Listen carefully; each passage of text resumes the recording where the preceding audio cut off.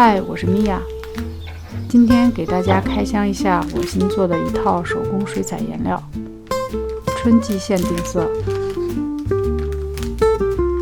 其实做手工水彩真的和等春天很像，要舍得花时间，接受不完美，相信枯萎的地下总会有新芽在生长。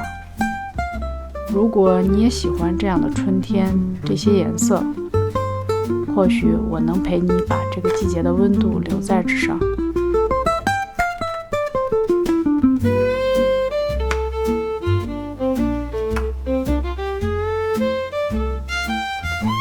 下面给大家介绍一下颜色。第一块叫春阴，是一块比较深沉，有点沉淀效果的绿色。第二块新芽绿，像春天的嫩芽一样。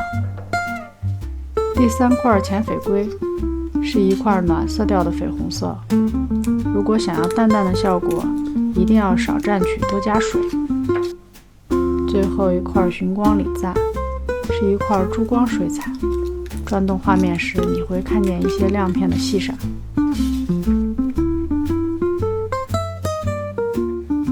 下面就让我给大家试试色，使用看看吧。